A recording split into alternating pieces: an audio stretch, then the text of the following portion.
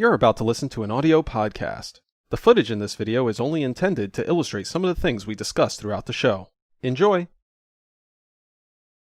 It's been a long day. You're feeling lonely. You just want to play a nice round of Zero-G Frisbee. You boot up the game, and Hey! the game lobby lies before you. A grand hall with computer terminals to help you find a match. Hey, you trying to find a match? You want to join my party? I got a party right here. Hey man, listen. You want to go to the ballroom? Join my party in the ballroom? All right. Can you stop climbing? Hey on guys, me? get on him! Get on him! We're doing a close. conga line! Hey, stop humping my face. Hey, you know what time it is, baby! Woo! You're going to my head-mounted destination now. Hello and welcome to Head Mounted Destinations, a podcast about virtual reality and VR game development. We provide our perspective as developers and a peek behind the curtain for those interested in how VR games are made. I'm Carlos, and I'm a game designer. And I'm Matt, and I'm a gameplay programmer. Today, we're talking about multiplayer lobbies in VR. There's a couple of games that we're going to really mention a lot, primarily Echo Arena and Rec Room. Both of these have the quality of, from the first moment that you hop into the game, you are placed in a space with a bunch of other players, which is unusual if you compare it to non-VR games, where usually you're in a main menu alone, and then you do some matchmaking, and then you're put into a space with other players. And this, well, it leads to a lot of interesting interactions, just hanging out in these lobby menu spaces with people. Yeah, and a big point to keep in mind is like you as the player spend so much time in these lobbies, and right now we believe, also based on past experience, that like not much time is actually spent thinking about the spaces these players are going to be hanging out in and actually waiting to play the core of your game in, right? So we mentioned Echo Arena, and this has a lobby that basically like not spits you out, but it allows you to like gradually like traverse your way to a larger group of people. And Rec Room has this really cool approach where it like puts you in a isolated like dorm room type location when you come in. In both cases, you boot up the game and you're not playing the actual core of the game. You are first interacting with its menu systems via these like living spaces and then getting to the core of the game. So just to kind of hammer in on the point of today's episode, it's our hopes is to get people thinking more so about their lobbies and dedicating more time and resources when applicable to building out their lobbies in VR to make that much of a better experience for the player. Yeah, I mean, it's almost the first impression that the player gets of your game. They're not getting the gameplay first. They're getting the lobby spaces in these multiplayer games. And like, the lobby space almost becomes something unto itself. Like both of us have so many memorable experiences from hanging out in these spaces, both awesome and awkward and terrible. Like just the other day, we were playing Echo, and then there was this random guy that invited us to a party, and we were going to play together, but then he started a private match, and it was just like we were playing 2v1. It was really weird. Yeah, you can just get bamboozled at times into weird. But that's like experiences. So awesome. It's awesome that you can just go up to random people and be like, "Hey, you want to play a game?" And they're like, "Okay." And like that doesn't happen in non-VR games. That's like not even a thing. Right? Yeah, you don't have the. I'll say I don't think most games give you the ability to just walk up to players. Well, I would say maybe the obvious exception being like MMO RPG type games like World of Warcraft, but thinking about it now, like that game doesn't really have a lobby. Well, the lobby might just be that main menu with like the portal that you log in. Well, but I mean, getting people together for raids or whatever is sort of a equivalent. Yeah, but I mean, that could be considered, but they're also still out in the main world, right? At least in the video footage I've seen, they're always out in the main world getting ready for a quest. So, like, the world itself, the whole game world, I don't know, can be considered a lobby in that case. Right. I mean, that's a good point, because in these VR games, there's no actual game element in the lobbies. There can be, like, toys that you can play with and maybe mini games to practice mechanics, but there's no like real objective that, you know, people are passing through trying to complete or whatever. It just, everyone that is spit out into this space is really just looking to play the main game. Everyone has a shared objective, which is partying up or matchmaking. Right. The shared objective is find a match so that you can play the game. And you do see this like happen. I think, like you already mentioned, players like reach out to us. We've reached out to players and like put together a team pretty quickly. You see cool interactions. Again, jumping to Echo Arena for the example. Echo Arena, I believe we mentioned it on previous episodes. It's this rugby style game that's in 0G. But anyway, in the lobby itself, you have like these little stations, and players actually congregate to these various training areas. Like there's like a disc throwing training area and a melee combat training area. And when I last played, I was just going to check out these zones, just get some regular B-roll footage for them.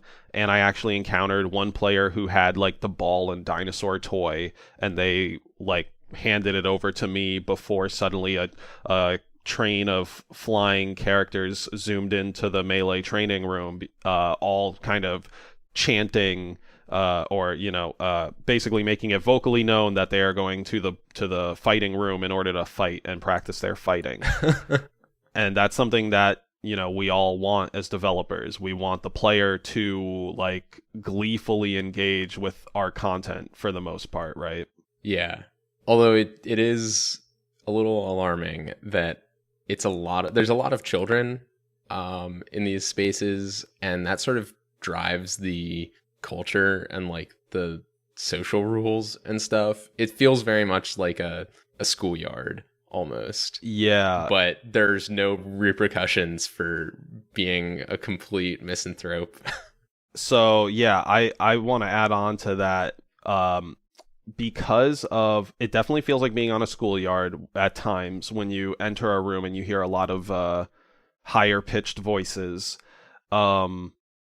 But the big feel that's kind of corrupting that more wholesome aesthetic is this bohemian kind of dorm room or dorm building like feel that comes with everybody having a microphone who has a headset, similar to the Xbox 360 era, where it was like a real big deal that the microphone was boxed in with the console. Now everyone could talk. Like that's the same thing happening in VR. Everyone can talk, which means you've given just as much chance to everyone to be like the Xbox 360 degenerate who's like dropping racial slurs or making their edgy jokes. But now, instead of them just having a microphone, they have motion tracked hands and a headset. And so now this next generation of like online 360 edgy degenerates are instead squeaky voiced and humping your face or pantomiming fellatio on you, and just making you as an adult feel horribly uncomfortable with what is happening in the virtual world when you're just trying to play frisbee. Yeah, it's when there's the only thing that you can do, well, because in Echo you can grab onto people and maneuver yourself around their body, which makes it especially easy to do these sort of pantomimed actions. And when that's one of the main ways to communicate, of course people are going to do it, because there's no facial expressions, so there's mostly just body language and some hand gestures. And so of course people are going to use that in the most expressive way possible. And that's an example of how, if there had been a little bit more thought into the design of this space, it could have redirected the social energies rather than just allowing it to devolve into like the basest form possible. But on the other hand, this is also a little bit of a product of who's playing. Like obviously with the enthusiast crowd, a lot of young people, relatively wealthy, you can assume, because they're buying a headset, and like obviously male. And when you're talking about that demographic, you're not talking about people that are particularly mature generally, especially if they're playing online games. So it really imports this whole Yeah, almost like Xbox Live sense. And like as a starting point, that's not super amazing. And you can see a lot of harassment, especially if you ever see a woman in these online spaces in VR. It's not a pretty sight. There's a lot of like people swarming around and just saying the most disgusting shit. Yeah, like I mean, not to give any examples of heinous things being said, just an example of what the basic what the basic scene is whenever like I've seen a woman enter an online game, both VR and non-VR. It's much like the seagulls in Finding Nemo, where they just like see a little piece of food come up and it's a swarm of just moin, moin, moin, moin, moin, moin, like all going after the same thing. It's like horrible verbal bombardment. Yeah, and that's like if that's the first thing that a player experiences in your game, something is wrong. You need to, I guess, so as developers, we've both experienced this where when you're working on a game, you're not going to spend very much time working on the lobby because it's not the gameplay. It's not something that you think of as being very important to the experience because it's like, oh, it's just a way to get the players into the real game. But that's not the case, especially in VR. In a non-VR game with these main menus, the player isn't literally in the main menu. They're in their living room or whatever, and they can check their phone or use other, adjust stuff, whatever. But in VR, they're isolated into this space. And so it's much more important to design it thoughtfully and spend more time thinking about what you do with that time that the player is spending there. Yeah, that time could be very well spent either letting the player express themselves via character customization or like actual communication with other people, or to an equally important extent, reinforcing the mechanics of your game.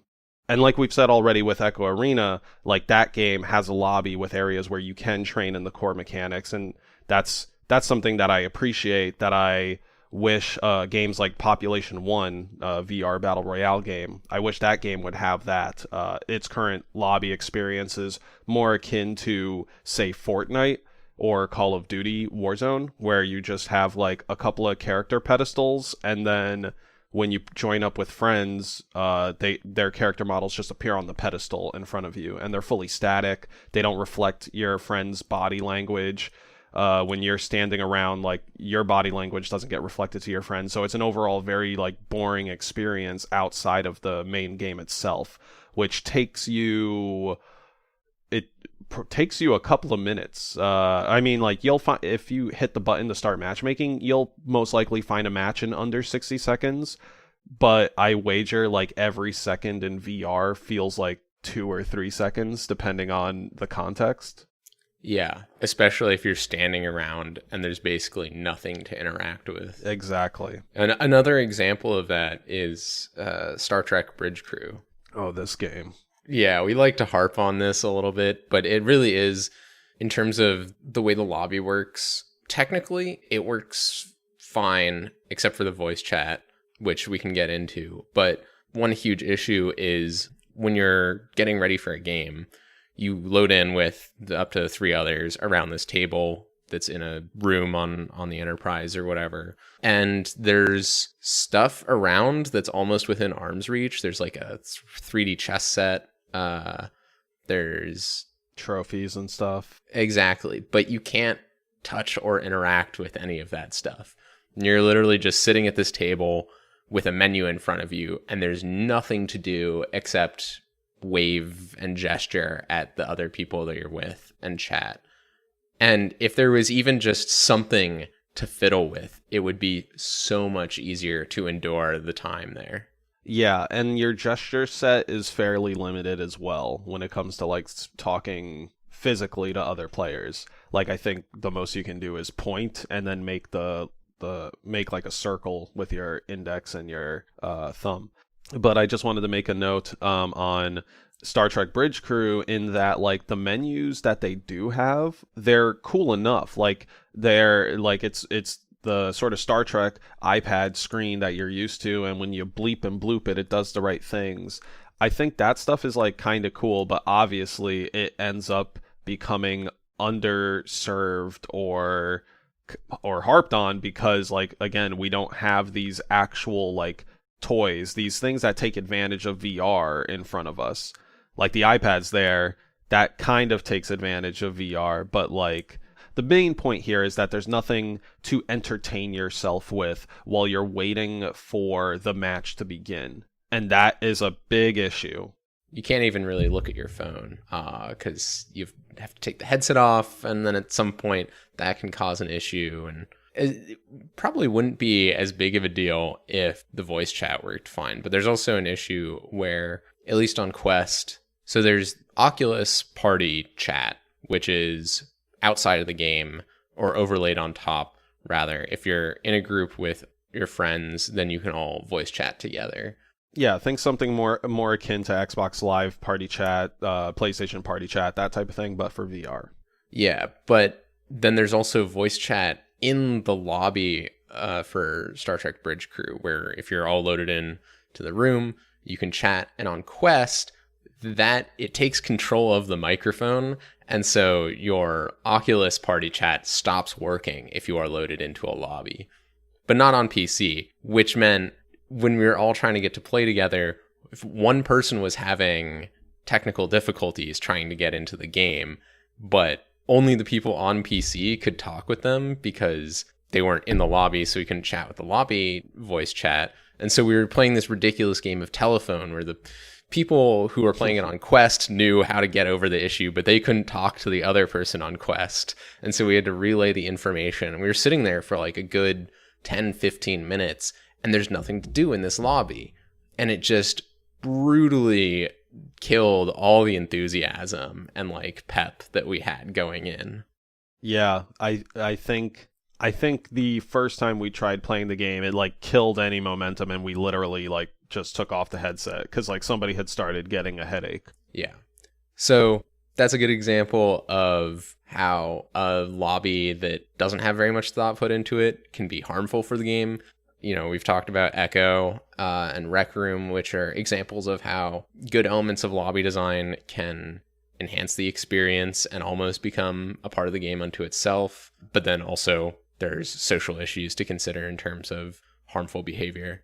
So all of that being said, we wanted to spend some time brewing up our idea of what the perfect lobby would be in VR that takes all the best parts of what we like in these experiences and solves some of the biggest issues. Yeah, so the perfect, let's call this the official head-mounted destinations VR lobby. This is what it would look like if HMD had enough budget to make a VR experience that was simply a lobby, a pre-game lobby. We advertise that there's a game, but there's only the lobby. But they won't know because they'll be so engrossed with the lobby. Yeah. The lobby is the game. You don't even realize it. You're just going to be like, man, I've been in matchmaking for like 6 hours, but I love this mini game right here. Okay. All right. So getting into it, the head-mounted destinations official pre-game lobby, I would say it builds off the framework of Rec Room first and foremost, with the idea of a personal space, a party space, and a public space. But then bringing in the sort of philosophy of like not having loading screens between these spaces that Echo Arena executes on as much as they can. Yeah. So one thing that's great about Rec Room is that you can customize your character in the personal space. So it's this, your dorm room, which you can invite friends to, but no one can enter initially without your permission. So it's this very safe psychological space where you can prepare to go out into the main world.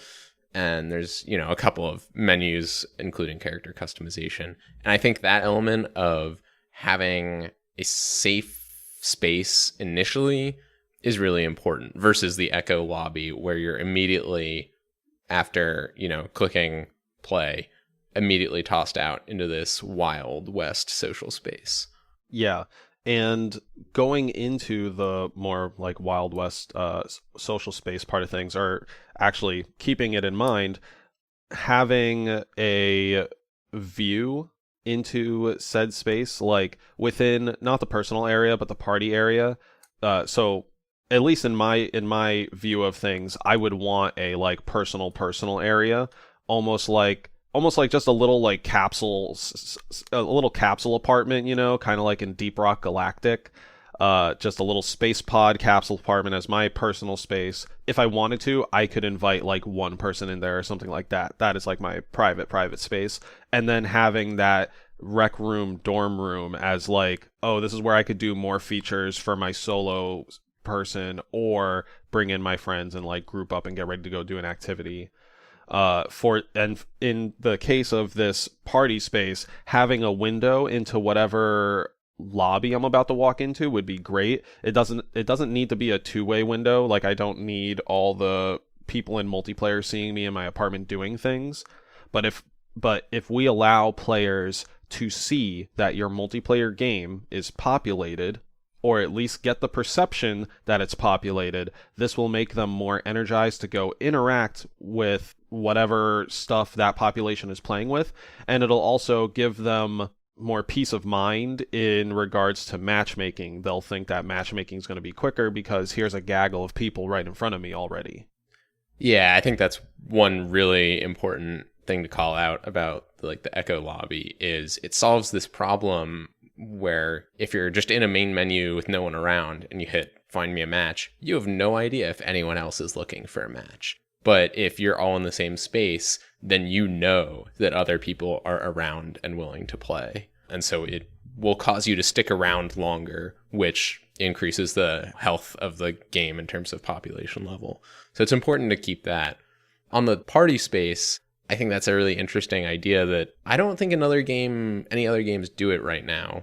Or rather, I don't think any games do it right now. This idea of a space that is dedicated to other people that you are partying up with. Because like in Echo, if you join someone's party, you are thrown into the same big lobby space as them, but there's no dedicated place for you to group up. There's no dedicated spot where they'll spawn in and you can go to see, like taking Deep Rock Galactic again, which just to explain briefly, there's a main area and then there's a couple of doorways that have the player's name over the top. And when the player loads in, a little capsule apartment appears. So having that of you can immediately identify who's in my party and whether or not, or like, where they're going to spawn. Right. I think right now in Echo, you have an idea of where they're going to spawn because there are life pods where people do spawn in. But the big thing is like there's like 20 life pods here. You gotta basically like stand back and stare at a wall to see if your friend is loading in, as opposed to having something that's like more clean. Mm-hmm. So yeah, just providing something that's maybe a little more clean in that regard, but keeping it, to some extent, keeping it instanced, but somehow integrated. I think that's the big technical issue, right? Yeah. Yeah, I don't know quite how you would do that because you want to be able to handle people who are playing alone and not with a party as well. But it's something to consider is this idea of almost a tiered space where you can move from totally safe and personal psychologically to then like a space where it's just you and your friends and no random strangers can enter. And then when you're all ready, you can all move out to a big public space together. Yeah. And that would definitely reduce the shock of just being thrown into these very wild, confusing spaces. There's also mechanics that could be built to reduce the amount of culture shock, if that's a good word for it, that you experience going into these spaces.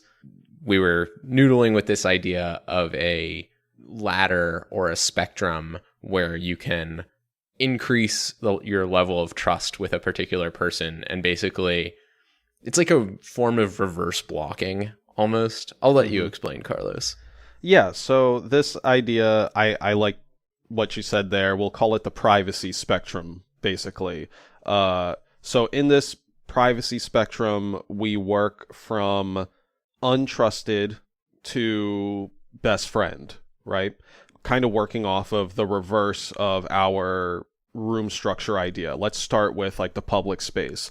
A lot of people in the public space, you don't know them, so they would be under the untrusted or the neutral category. Actually, probably more so the neutral category, right? Because if somebody starts acting harshly against you, you would move them into untrusted. So for the neutral category, you can see everyone, you'd probably hear everyone, but when they start getting close to you, maybe within, say, like something maybe 2 to 3 feet, something like that, close to you, their character model might disappear or become opaque to stop that feeling of intruding on your personal space.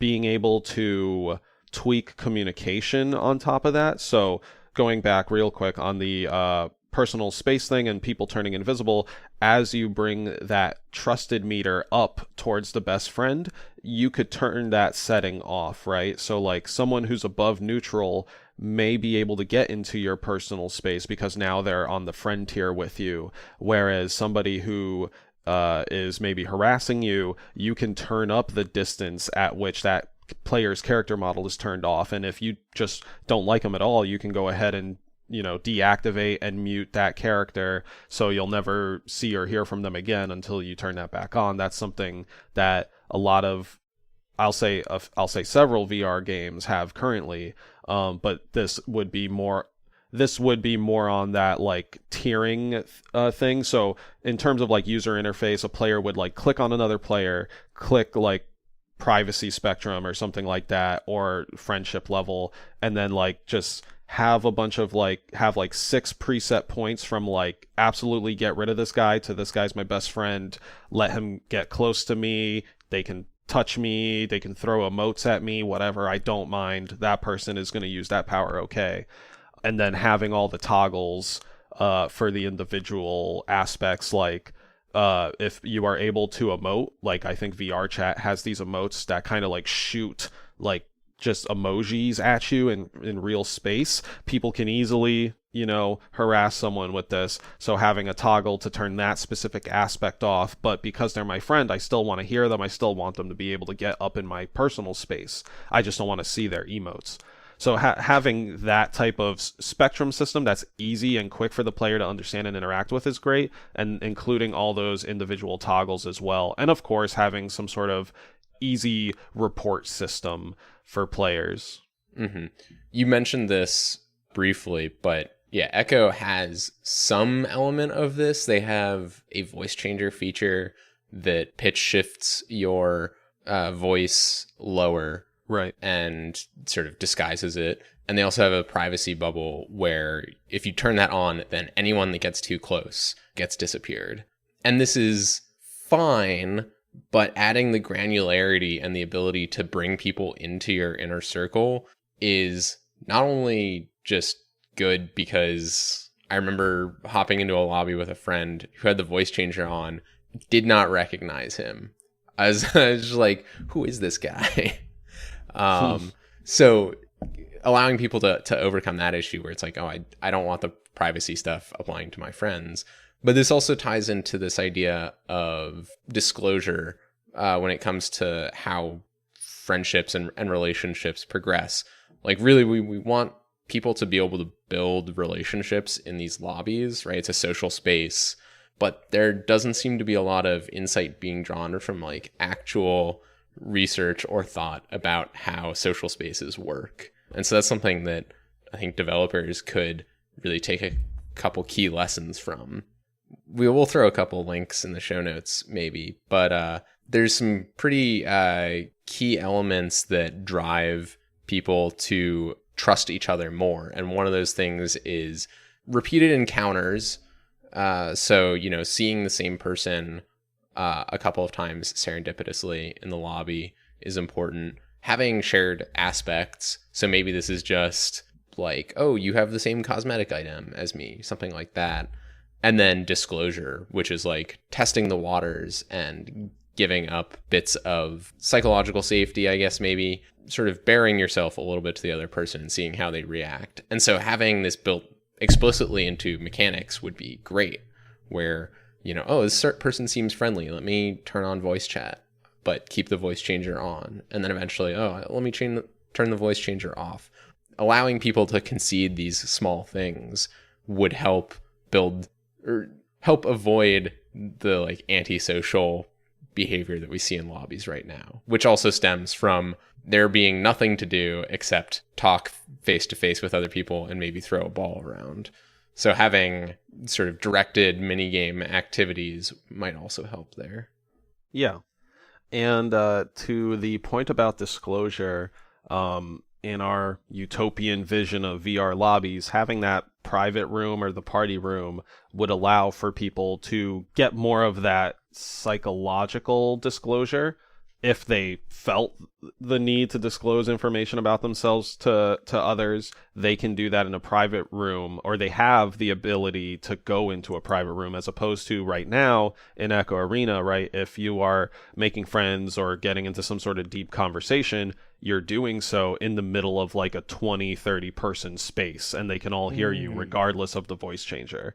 That's a really cool idea. Having like essentially private rooms that you can book, and then like, you know, maybe one person owns it and they can let anyone in. So it's not just who's in your party, technically speaking, but like anyone that you're cool with, you can invite in. Right. So it could be someone that you're getting to know, and you bring them into that private space, and you know, things go well, and you what's it called? Increase them on your friendship spectrum, right? Now the voice changer is off, you've invited them to the private room, nobody outside can hear you. So that type of thing. Yeah. I think that would be really cool. And you know, as always, these spaces, at least the private ones, the more personal ones, these spaces are places for your player to express themselves. So like if you want, like, just to get kind of like businessman for a second, like if you have these personal spaces, players can, you know, use cosmetics. The developers can use cosmetics to drive the players to like make these spaces flourish and make it really identify themselves. And you know, if you really want to get business, you can obviously put a little price tag on these like cosmetics. And in the realm of Echo Arena, you could potentially have a battle pass that like gives these rooms cosmetics and yada yada yada.